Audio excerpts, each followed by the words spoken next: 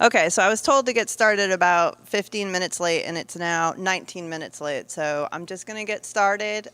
If people come in, we'll try to just roll with it. Can everyone hear me okay with this? Okay. So my name is Cheryl Meola. Some of you might have seen me yesterday. I was presenting on some research in the morning. This is my first time doing a presentation not about research. This is a little bit more about applicability of some of the stuff that I've been doing. The whole idea for doing equine assisted learning with helping professionals came through my dissertation research. I did my research on if a one-day, one-hour program with counseling students would enhance their counseling skills and their counseling self-efficacy. And I got such great results from that program that we've actually been continuing that research every semester since I graduated. And that's what got me into doing wellness workshops. So I am a licensed professional counselor, and I do psychotherapy Monday through Friday, and then about once a quarter I do wellness workshops right now. And then I also incorporate this stuff into supervision for people going for LPC licensure. I'm feeling really good right now after all those heartwarming speeches. So I hope we're all in a good place where we're feeling good about self-care. So what we're going to talk about today is we're going to do a review of some of the wellness issues that affect mental health professionals and helping professionals in particular. We're going to talk about how EAL interventions can help address this. We're going to talk about some specific interventions that I've utilized and hopefully maybe get some good ideas from you guys about what might work. We're going to walk through making a program together based on what might be available in your community and what the needs might be. And then we're going to talk about how to structure that program and look a little bit at the legal, ethical, and marketing issues with doing wellness programs. So how many of us actively put aside time? Handful, okay. If it counts for you, it counts for me. How many people's self-care involves horses? We got a little sound. Okay. How many of you would pay money to go to just a self-care workshop? We got a little. This side's really into it. Okay. Now, what about if that self-care workshop involved horses? Okay, so this is kind of the idea. And yes, we all are a little more affiliated with horses and how they help us. But the idea is to get more people in the helping profession to want to help themselves more. And so this is a novel way to do it.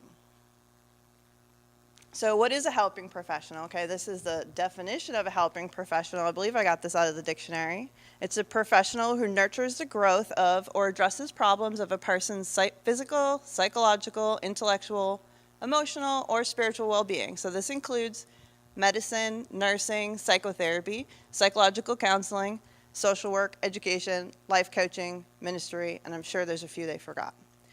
The definition I use, anyone that can participate in my workshops, is anyone who's at risk of burnout from caring for others. Stay-at-home moms are helping professionals in my book, teachers, supervisors. I'm trying to think of a lot of the people who show up. I get preschool teachers a lot because of the hours that I offer the workshops. So basically anyone who's outputting and not getting any input in return. So some of the common things that we experience as helping professionals, as most of us in this room are, burnout, empathy fatigue. So that's when you just stop caring and everything just stops feeling. Secondary trauma, when you start to take home and you start to feel like you've lived some of the things that you're hearing daily. This poor guy, he says that he's going to sleep when he's dead. So what happens when you start experiencing burnout, empathy fatigue, or secondary trauma is that you have a decrease in your stress resilience. So you're not able to handle as much as you did. And I used to be fine. I used to do this 10 times more than I am. Why can't I handle it now? You have a decrease in self-awareness. Sometimes that shows up as irritability with people that you didn't have before. You don't notice that you're not taking care of yourself as well. It has a decrease in self-esteem. Has a decrease in employability because all of those skills that you were really good at before, you're just not as good at now. It has a decrease in work production, and it has a decrease in leadership skills. So these are going to come back in later as well. I'm going to talk a little bit more about burnout since that is so prevalent in our field of helping professionals. The three major indicators of this syndrome: emotional exhaustion, Depersonalization of clients, so when you start to hear things in the break room, when you're listening to other people, and maybe even you start contributing and you're like, why are we talking about people this way? That's an indicator that burnout is happening, and sometimes burnout happens agency-wide or practice-wide or school-wide, depending on where you are, family-wide. You also start to see feelings of reduced personal accomplishment, and that's where some of the other stuff of the reduced stress resilience and reduced self-esteem comes in as well. So when somebody's experiencing these things, they aren't able to be as therapeutically effective as they have been previously, and they can become impaired personally and professionally. Jasper here doesn't experience burnout. He takes mud baths instead. Whenever I bring a really high-stress client out to the farm, I would say about 50% of the time at some point, Jasper will come out, and this is Jasper, and he will start to talk to us in his pig language until he gets our attention. Sometimes it takes a while. And he will just look at us, and he'll grunt, and he'll look at us, and he'll grunt, and then he'll walk over, and he'll sit in his mud bath. And I always feel like he's telling my clients, like, chill out. Like, come here, you can come in too. So what is wellness? We're going to talk a little bit about wellness. I'm going to try to breeze through this part pretty quick so that we can get into the horse piece since we're running a little short on time. But basically, it's a state of being in good health as an actively pursued goal. So this is when you're trying to be careful of what you're doing and where you're putting your energy and not outputting more than you're inputting. This is the model that I used when I was doing my research. This is an indivisible self model.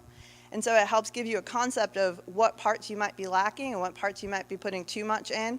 If you're going to the gym for 4 hours a day and then you don't see your friends ever or have any social interactions and you're an extrovert, that might not be the best wellness model for you. So this is an evidence-based model that is used in counseling, but it can be used really for any helping profession. If you want more information on what encompasses each one of these little circles, we can go over that, but I'm going to kind of skip that for now. I think for the most part, they're pretty self-explanatory. Common barriers to wellness for helping professionals. So lack of self-compassion. Sometimes we feel, like I was joking about before with the dog picture, like I'll sleep when I'm dead. Like we just keep running and we keep running and we keep doing as much as we can for others, and then at the end of the day, we have nothing left for ourselves.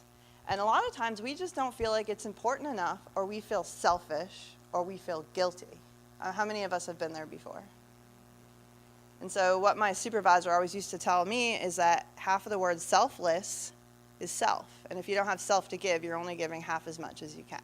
And that was really big for me, and I use that a lot with my clients now too.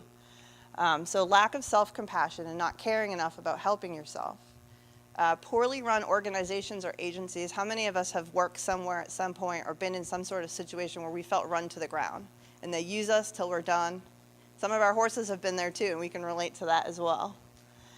Personal and job responsibilities beyond work. Sometimes as parents get older, as children have more needs, as spouses have more needs, friends, we tend to spread ourselves really thin, but we don't decrease our work responsibilities. High levels of stress. A lot of us, how many consider their job on a higher level of stress? So a lot of us have high stress jobs. Isolation. How many of us work in a place where we work with peers? We have peers that work with us. Okay, how many work in isolation or have a private practice or something? Okay, so we have a little bit of that as well. A lot of ER doctors, labor and delivery nurses, tutors, definitely mental health counselors work in places where they're isolated and they don't have that peer support and talk in normalized situations. We have fatigue and lack of sleep. How many have that? Okay. Lack of motivation for self-care. Time and money constraints, and because we don't get paid enough in this field most often than not, and a lack of self-efficacy and awareness. So as all these things start to come in, our self-efficacy or our belief in how we're performing in our duties starts to decrease as well. This is a model that at some point in the last 10 years I've lost the name of through photocopying it so many times. But this is how I track wellness in my people who are not in therapy, but they're in coaching or doing some sort of wellness thing. And it's just a wheel that has the different areas that we focus on. It goes from 1 to 9. And the way that I use this, it's not like a statistically validated model, but is I have them circle where they feel like they are in each of these areas. And then I circle where they'd like to be in 3 months or 1 month, depending on how often I'm seeing them. And then we look at the areas of the biggest discrepancy and the lowest discrepancy, and we make a goal for each of those. So that's kind of how I use this. There's a lot of other more valid instruments that maybe if your agency or center has money for that you could do. But it's important to track things because a lot of times we're not aware of our own burnout indicators, and we may not be aware of the indicators in our peers and the people we're working with. Okay, I blew through that section. So we're talking a little bit more about horses and wellness. And now all of us know that there's a lot of different benefits that horses have for wellness. I'm going to talk about 3 different things. I'm going to talk about the physical benefits because this is one thing that I have really gotten some buy-in with some of the local doctors and nursing faculty and nurses that have come into the wellness stuff that I've been doing. We talk about the physiological benefits of being around horses. We're going to talk a little bit about social connectedness and how important that is for all of us as helping professionals. And a little bit about self-efficacy. So this is a picture of half of the group of horses that I work with out at the farm I'm at. And I decided a few weeks ago to buy a round pen. I was very inspired after going to a natural lifemanship training. And I got there and there was no one to help me, and I had a few hours and I thought, I can bang this out. So I pulled a few 16-foot panels underneath the paddock, and I was like, I'm doing good. And then the whole herd came up. They just sauntered right up. They're sticking their heads in the panels. They're smelling them. They're biting. I'm like, what do I do? I was like, I can't leave. These are going to fall on them. I couldn't pick them up anymore. I was tired. And so I stood there for about an hour and 45 minutes because I couldn't leave the panels and the horses, and I couldn't pull them back out with all the horses there. But I think they just wanted to help, and that's the thing. Horses like to help. So I was practicing bad self-care, and they came and told me, you're not doing this today. So the physical benefits, it repairs damage from stress and trauma through somatic experiencing. So if you think about your ER doctor or your labor and delivery nurse or any of the jobs that some of us might have, how much time during the day is spent decompressing, do you think? None. And a lot of it is spent running from trauma to trauma, from client to client, from task to task. And so what we're trying to do when we're out at the farm is do the opposite of that in reverse. And we have time, or at least one part of the experience is always doing absolutely nothing and just being with the horses. And talking about how people can integrate this into their everyday care. How many people here try to think of that on a daily basis or spend time integrating that? So we have a few people. This is something that I've tried to make a focus in my practice, and that, like I said, I always try to incorporate in every workshop. But, doing it in the office setting versus doing it with the horses is night and day. I think people get it when you go out to the farm.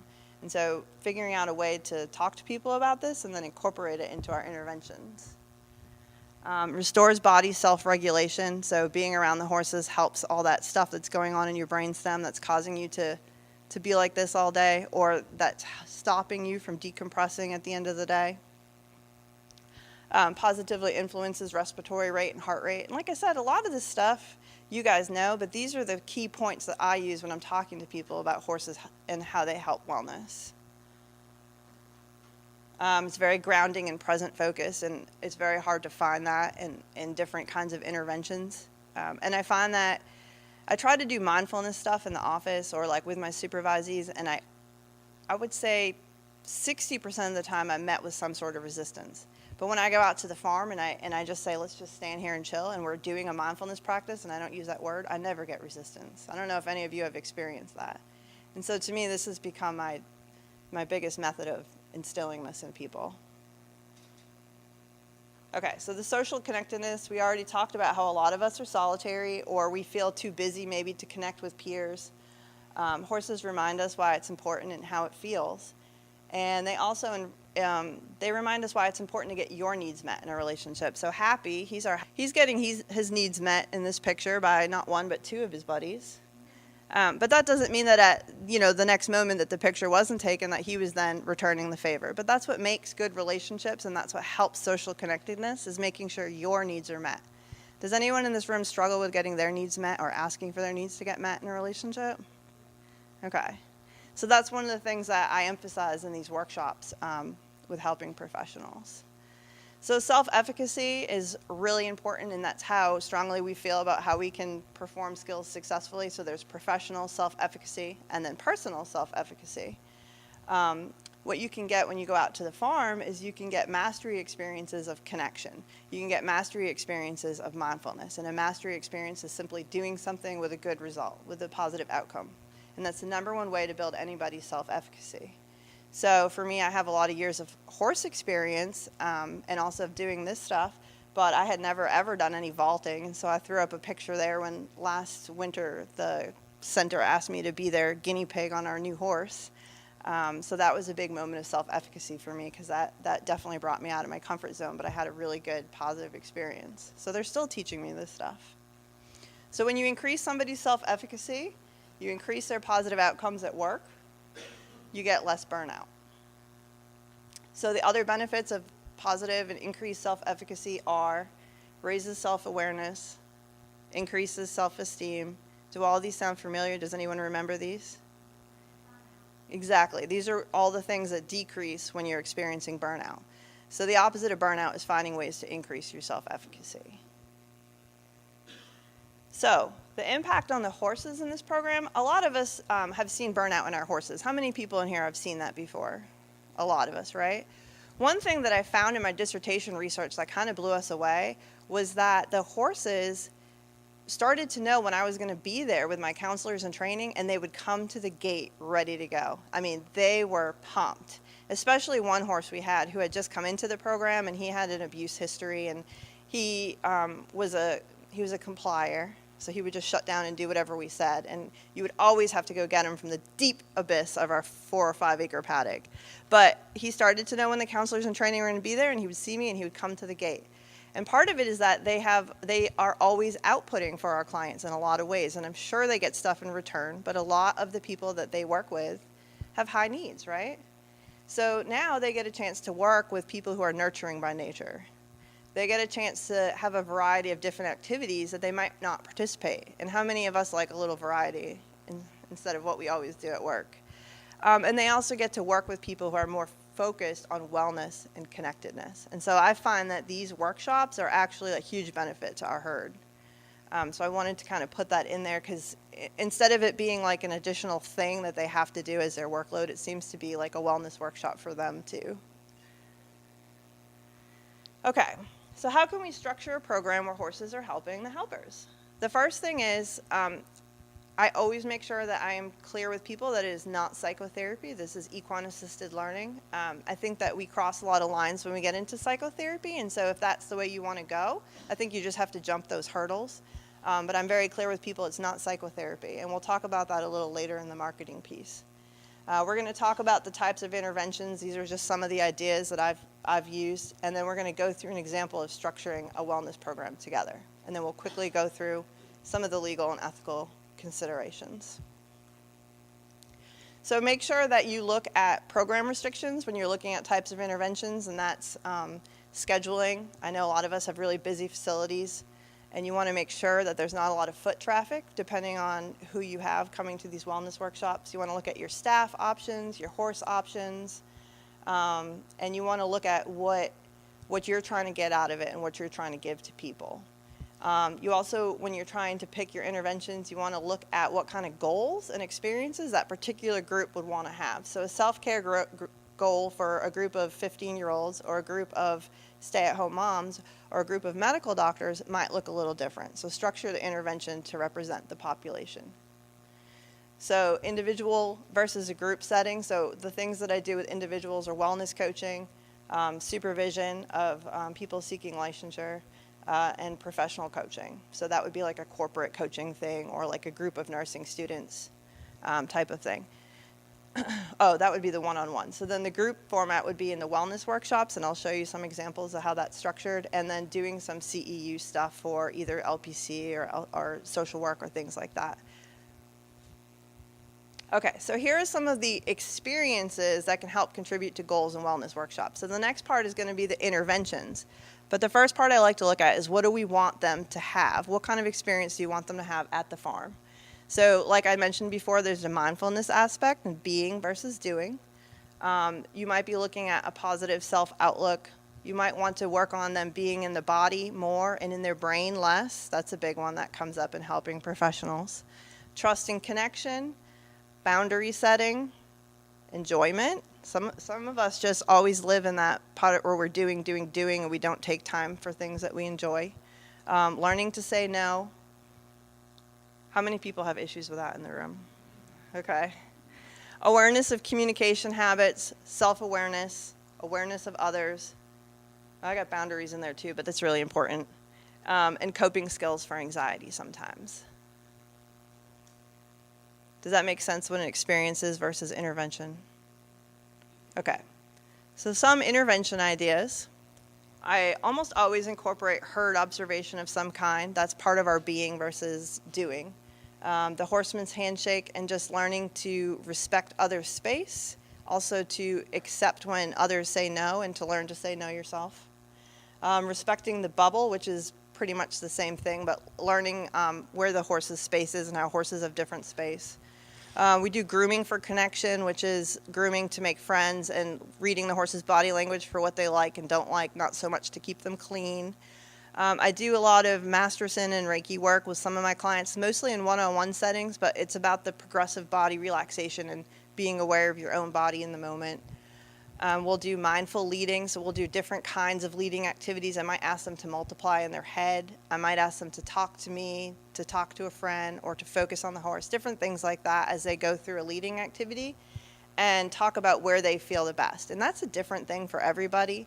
I've learned, I always thought there was a right answer for that, and there is not. We might go through obstacle courses and label them. It really depends on how much time we have and how comfortable they are in the setting. And then sometimes we do some groundwork training, and that's more with my longer term like wellness coaching clients. I don't usually incorporate that in wellness workshops. And like I said, you guys might have some great ideas to add to that too. Sometimes we do body scanning, and that kind of goes in with a herd observation. So we might do a herd observation, talk about what we notice in the horses, and walk through a body scan of what we see in the horses. And then when we come inside, we'll do one on ourselves. And then sometimes we incorporate team building activities. Okay, so we're going to work through an example together. So if you guys can give a little feedback, I kind of just came up with an example that I've gone through before. So the Department of Counseling at a local university sends out 6 faculty to participate in an EAL wellness workshop. Their goal is to produce higher quality, more positive interactions between faculty and students who are in fieldwork training. So are we following this so far? A common problem they're experiencing is that students don't feel safe discussing difficulties in fieldwork with faculty since faculty determine their grades in the fieldwork course. Okay, and if this makes more sense to apply it somewhere else in your head, that's fine. Okay, so what are some ideas from you guys for just kind of an overarching goal for this group? They're coming in for a 1-day, 2-hour intervention. Communication, okay. Trust. Boundaries.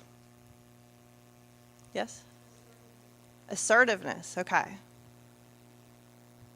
So we got trust, boundaries, communication, assertiveness. What? Self-awareness, okay. Confidence. All right, so we got a lot of good ideas. So goals are pretty broad, right? And pretty easy to come up with. Good job. Okay, so some that I might write up if I was trying to present this to somebody who wants to fund this. Increase ability to give feedback in a non-judgmental way. Understand how faculty presence, body language contributes to supervisory relationships with students. Understand leadership in assertive yet non-aggressive communication. We got assertive and communication in there. And understand importance of intent, congruency, and being present in relationships. Okay, so what are some ideas for experiences that we want them to have?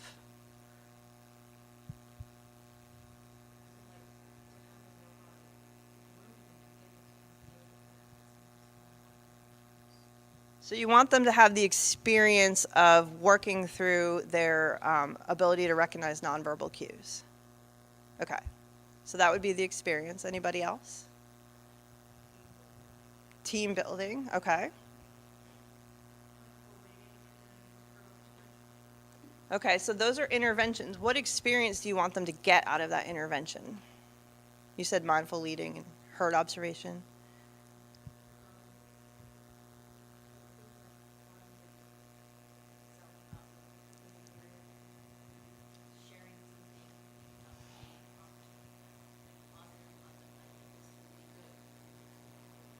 Okay, so positive self-outlook so that you can share that positivity with others. Okay. Okay. So I just put up the list that I had before. So, I mean, I think that all of us could come up with a different experience and it would be totally applicable. But if you're picking interventions or you're doing the same interventions, but you don't know what kind of experience you want them to have, you're not really going to help people as much as if you stop and think, okay, why am I doing this? Specifically for each person that comes through. Okay, so what are some intervention ideas that address those experiences and goals? We had a few already. We had mindful leading, herd observation, grooming, catching a horse, obstacle course. Okay. And so hopefully when you're thinking of these things, you're thinking again of what your strengths and limitations are in your setting, what you have for a facility, for horses, for staff. Okay. And so those are just the interventions that I had posted before to give you guys kind of an idea. Okay, so a few business considerations when you're starting to market wellness workshops.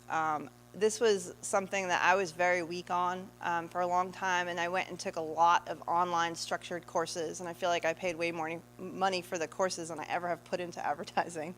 But I did get a few tidbits from it that I feel like are worth sharing. Who are you marketing wellness workshops or other sorts of wellness one-on-one activities to? If you are an LPC or some other person performing psychotherapy, make sure that you're not offering these to your clients, because that's a boundary issue and that's something that I've worked through in the ethics code and figured out that I can't do. So if I get referrals to my wellness workshop from my group private practice and it's somebody that I see or somebody I'm affiliated with sees, like, I can't have them come through. Now, if you come through my wellness workshop and decide you want to start psychotherapy with me, that's fine, because that's not a boundary issue. But vice versa, you have to watch out for that ethically.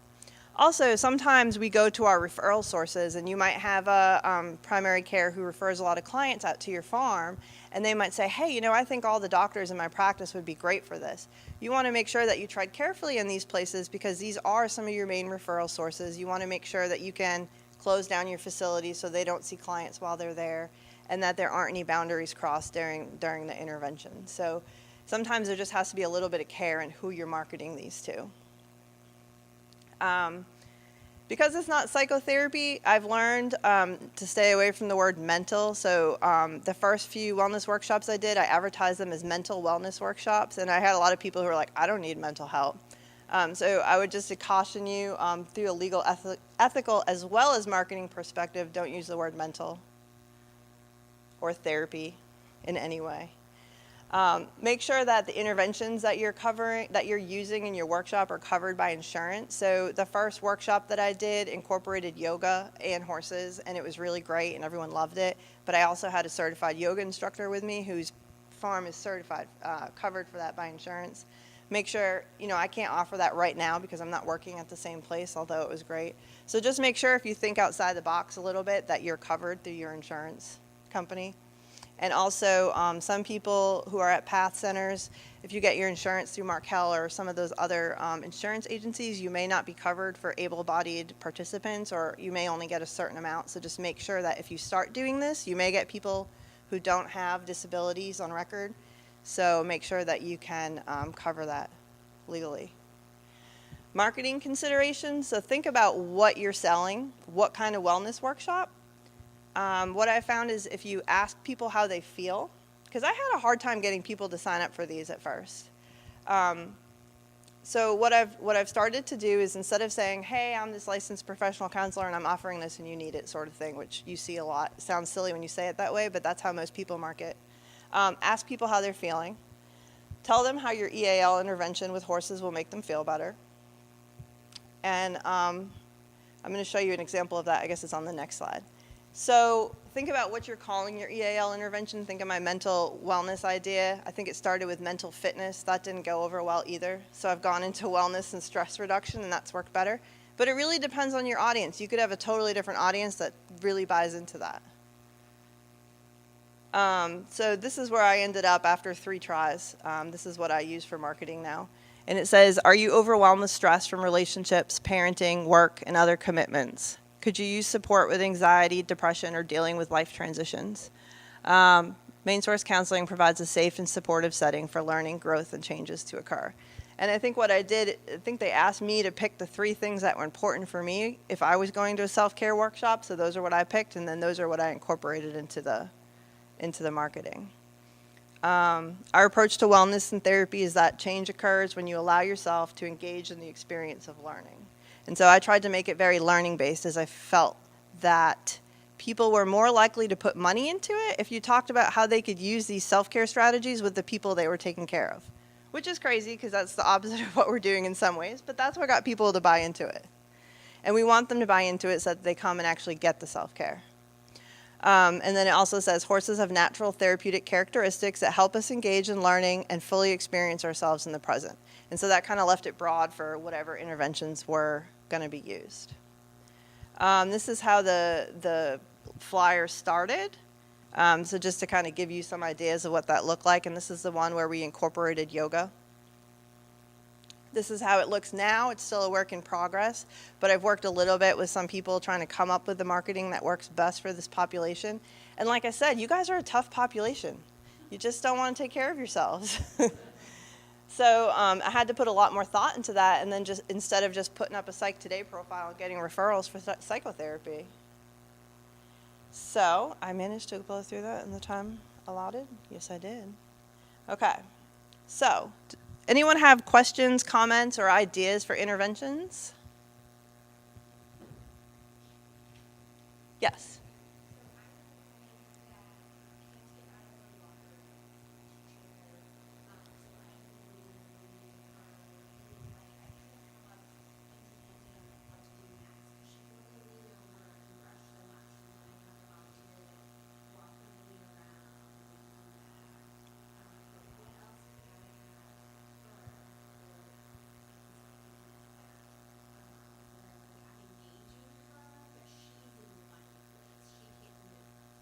And what is her mental capacity?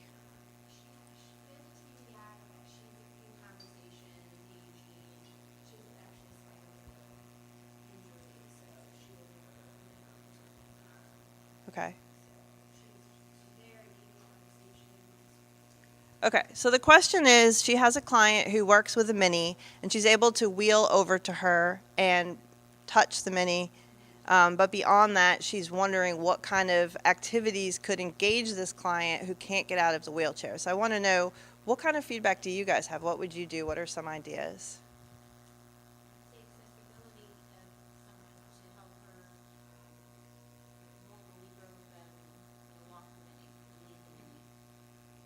Okay, so we had accessibility of a volunteer to help lead the mini while she went beside it. We had, yep.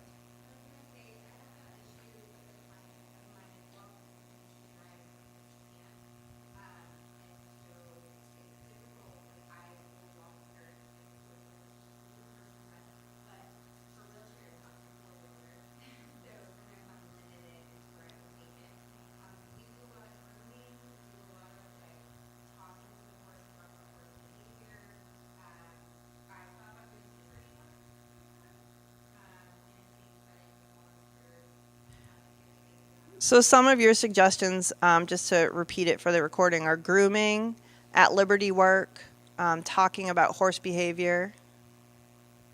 Okay.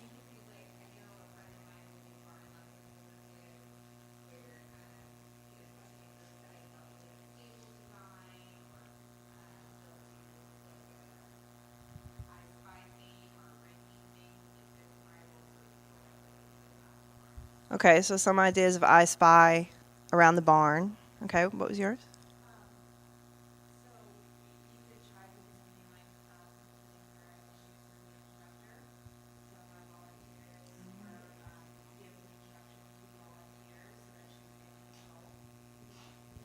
Okay, so putting her in the shoes of the instructor and having her tell the instructor what to do.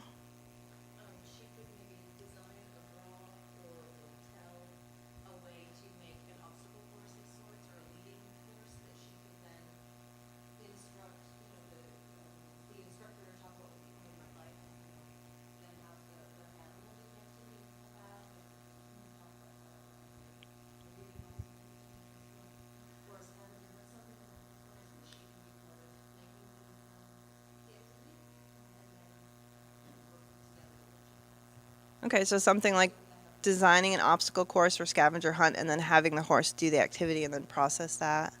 Is that kind of what you, okay. Another thing too is you could do just some breathing work or relaxation work, like focusing on your breath and seeing how it influences the horse, things like that. Did you have your hand up for a suggestion too?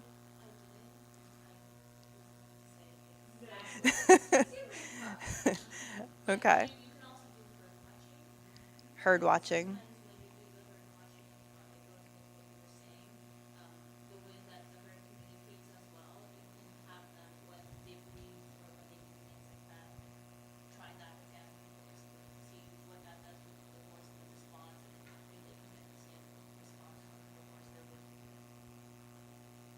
Okay, so trying the breathing thing out in like a herd setting. Okay. Anyone else have a good? Did you get some good suggestions? Okay, great. See, you guys are all ready to start this. Anyone else have questions or suggestions for interventions? Yes. Okay. Go ahead. Yes, we're transitioning.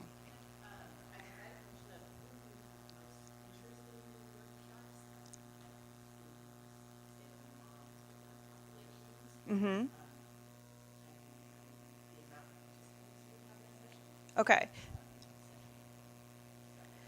Okay. So the questions were, who have you had the most interest from? So far, I've had the most interest, and this might be because Greenville's a medical community, is nursing students and preschool moms. And I think that's because my first workshop, I had two preschool moms, and they really loved it. So then so they're preschool teachers, or they have kids in preschool. So for some reason, that's the kind of way it developed. But I have had a few faculty from the local university. I have had, I don't even know what she does, but she comes to yoga at that place, and so she's really into yoga, and so she had never done stuff with horses. And then I had one of the volunteers from our center who owns a few horses that was really interested in it. And her experience, she was the first one in the workshop that had a lot of horse experience that came through. And she has 6 horses at home or something, and she had said, I never thought about listening to my horses that way. And she was an introvert, and the group of her horses that we worked with were, we had an introvert, we had an extreme extrovert, and then we had a feral mini donkey. And she was really like drawn to the donkey, and she said that she doesn't usually go towards extroverts, but it was kind of cool to just hear her go through the process of how she thinks in her life she's picked extroverted horses because there's less of a fear of rejection, and that might be why she's had such a mismatch with horses her whole life. And so that was a really cool thing that I never thought would come out of the workshop. But I have not had a lot of people with a lot of horse experience that have gone through it yet for some reason. Your second question was how many people? If it's a wellness workshop and I'm alone, I'll only have 6, and I'll have some sort of ES or horse volunteer. If I'm co-facilitating it, I'll do 8, and I'll still have an ES if that person's not a horse person. The wellness workshops we run 9 to 1 usually on a Saturday or a Friday. And then the wellness coaching or supervision is usually an hour. Was that all of them?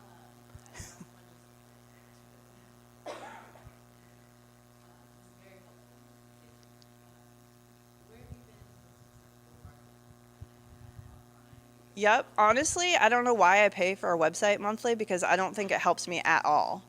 But my Facebook page is where I get most of the people. Word of mouth and my Facebook page. And Facebook pages are free. If anyone doesn't have one, like definitely get one for your business. And then go through the training course that Facebook offers you for free on how to boost things and how to make the most of your money if you pay. Because you can spend $5 on an ad.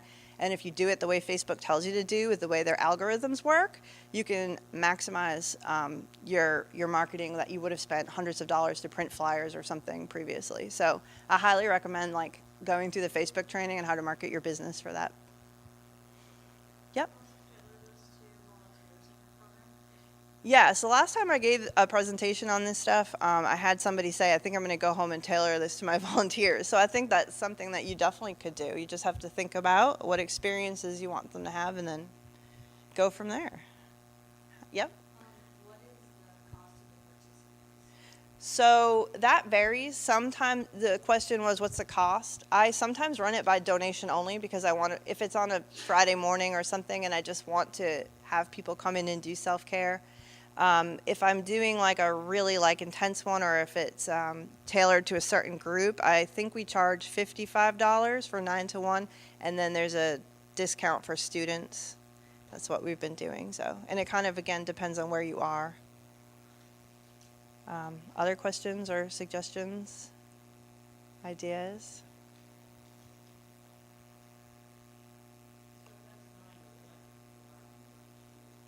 We have healthy snacks,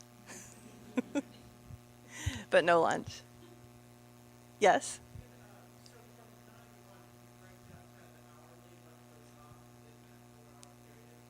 Yes, it depends on our audience. So I'll go through, the yoga one was pretty easy because we did a herd observation and body scan from 9 to 10. We had a quick break for anyone who wanted a chance to journal and then have snacks. So that was like 10 to 10:15. We did a 45-minute yoga and stretching activity. And then we did an hour interaction with the horses. Then we came in and had a 15-minute break, and we actually made bath salts. So we did a little aromatherapy and talked about that for about half an hour, 40 minutes. And then that left us like 10, 15 minutes and change to just go spend time outside with the horses. We were on the outside of the fence saying thank you to them. So for that, yes, we did. Yes. And that included the aromatherapy, which was my favorite part. I had never done that before. The woman who did the yoga was actually like specializes in that stuff too, but yeah, it's really neat.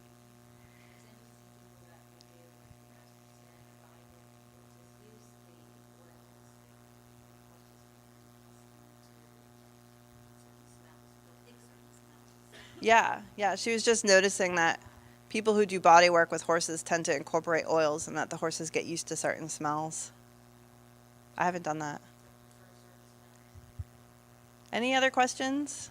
Business aspects or setting it up or suggestions, comments? Yep. You said that you started talking to medical professionals, so did you call the hospitals and go there and present the idea, or you just...